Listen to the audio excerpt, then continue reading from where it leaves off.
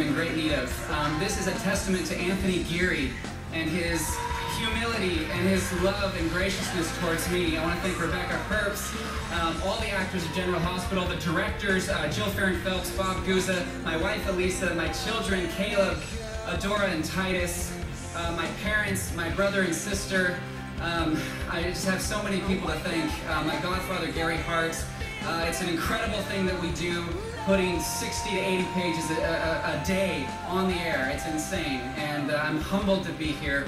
So thank you all very much. Thank you to the Academy, and also thank you to all the monks on Mount Athos who are ceaselessly praying for the life of the world. Thank you. 2007, I was doing a film in Romania, and I had a week off from filming, and we went to Rome. My wife is Italian, so we wanted to visit Rome. And I was raised Protestant, so I knew nothing about the Orthodox Church. But I loved God very much, and I had been really seeking Him since I was about 12 years old, reading the Scriptures and cultivating some form of prayer life. And when we were visiting Rome, we were overwhelmed by the presence of the martyrs and the saints, to walk the streets where St. Paul and St. Peter walked. And when we went into the Colosseum, there was a huge cross, and my wife said, "Why is there a cross in the Colosseum?" And then we got up closer and realized it was a monument to the martyrs. And something just came over us. We could feel it in the air. And I knew, being there, that I had to start reading Christian history. That I had been reading the Scriptures for many years, but I knew nothing of Christian history.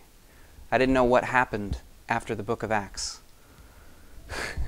And so I started reading, and I read the Fathers of the Church, St. Ignatius of Antioch, his letters, and St. Justin Martyr, St. Clement of Rome, so on, St. Cyprian of Carthage, and just my mind started to open up. My heart began to open up. And I wanted to know, because in America there are 20, 30,000 different denominations, different churches, and it just didn't make sense to me. So I spent about 3.5 years reading Christian history.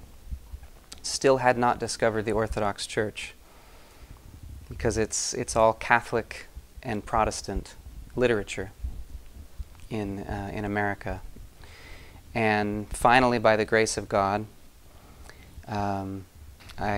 I was praying, and the thought came into my mind, because I was in despair, because I could no longer be Protestant, but my heart, I couldn't become Catholic.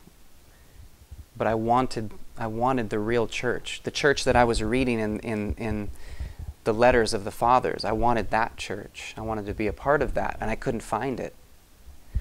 And this thought came in my mind to really look at the Great Schism, to study what happened. And as soon as that took place, everything opened up. It was like the stars aligned, and that whole search was, the prayer was beginning to be answered. And I knew that I had to become Orthodox. But it took some time. I had to actually go to an Orthodox church before I was ready. Well, it was an interesting experience, because as I was reading many books about the Orthodox Church, finally, I had a dream where I was in an Orthodox church, but I had never been to one yet. And it was very specific, and there were no pews, and there were icons everywhere, and people were lighting candles and crossing themselves and moving about, and it was beautiful. It was beautiful. It was just a presence of prayer. And I woke up, and I wanted to experience that. So I went to a couple local Orthodox churches in Los Angeles, but they weren't quite like the dream that I'd had. And so I kept looking, and online, on the internet, I came across a website where the photo was from my dream. And it was, this is the church. So I called, and a wonderful priest, Father John Strickland, answered the phone, and he was from my home state, Washington State. He was a convert, and that was the beginning. Well, it's interesting because when I walked into the church, I left my family at home because I wanted to feel it out myself, and I knew God was taking me here, but it was still very uncomfortable and sort of frightening a little bit. But I walked into the church, and I was overwhelmed with this feeling that came over me. And this very, very persistent voice said, "Leave. Run. Get out of here. You don't want to be here. Go now. Go." And it was very strong, and my hands got hot, and I started feeling very anxious, and everything in me wanted to leave. And I thought, what is this? I've been spending years reading, trying to find, and I knew that this is where God was, taking me, and so it was strange.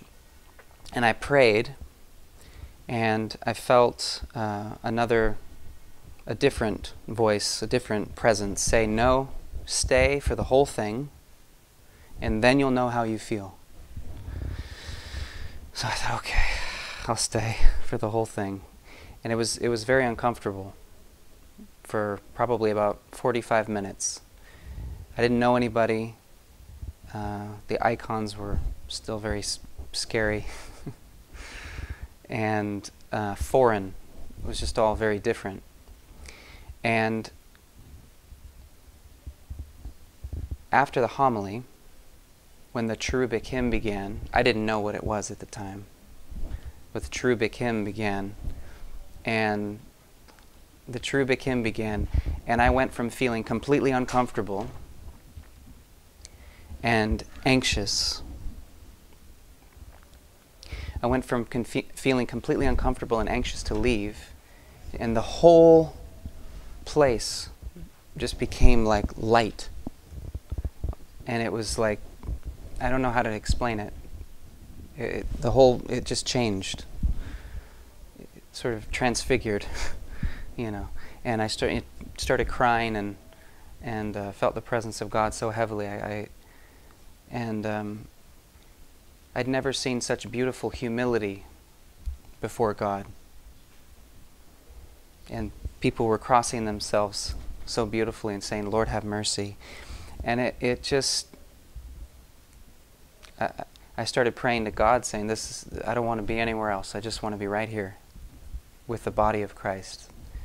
I don't care about worldly things, what's going on, career pursuits. It doesn't matter. I just want to be right here.